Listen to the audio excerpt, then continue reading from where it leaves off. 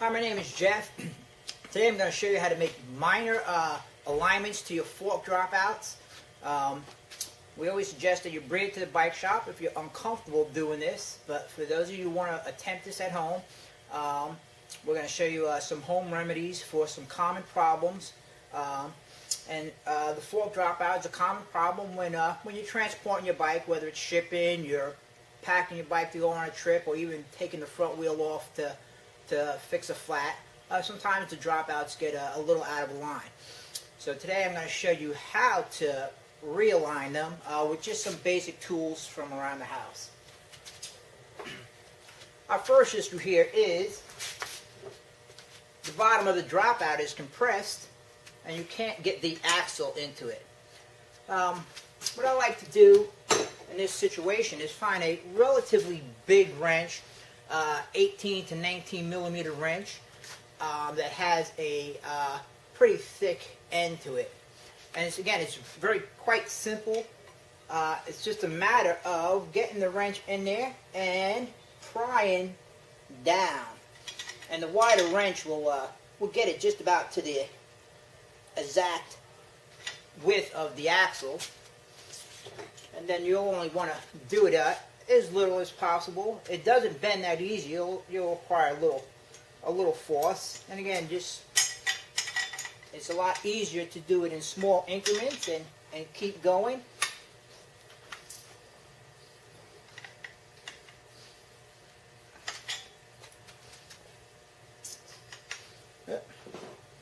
I should have used a wider wrench. Sometimes you can come in with the other side and of course pull it down. Like I say, you want to apply a little pressure, nothing too serious, and there you go. Like I said, you'll just continually check it as you go along. Don't pull it too much at first, so you don't bend it completely out of whack the other direction. And then you have it, just that easy. You'll have straightened that out, and the axle will slide into the dropout.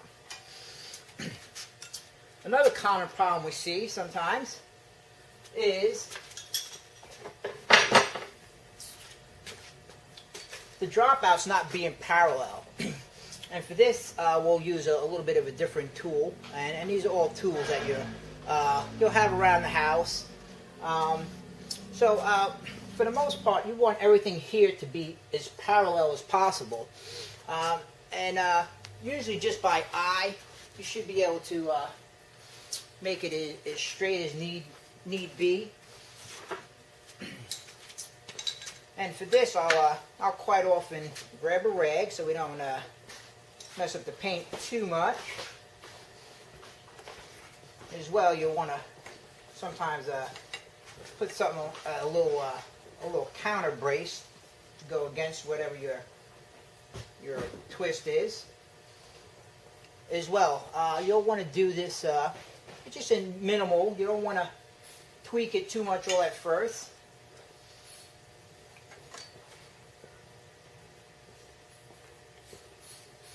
And then we'll come back and check it.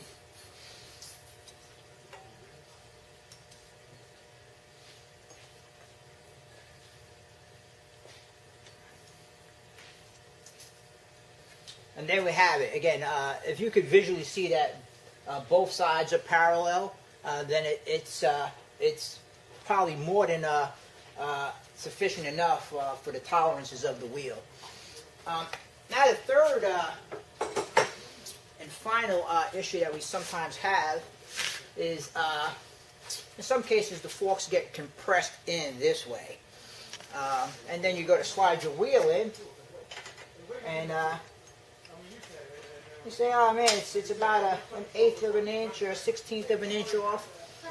So how do I fix that? Well, again, and it's just a minor pulling against each other to pull it. Look, stand is moving. And it's not going to move so easy, but it will eventually move. And there you have it. I just was able to slide it in. One thing you always need to remember, this is a steel fork. reshaping it and realigning it doesn't affect the integrity of steel at all. It will remain as strong as it was from day one. And of course, if you ever feel unsafe, take it to the bike shop. The bike shop has a lot of tools that are designed to do the same thing with a little bit more accuracy. And of course, there will be a qualified mechanic there who will be able to really assure that the job is done 100%. Thanks, and good day.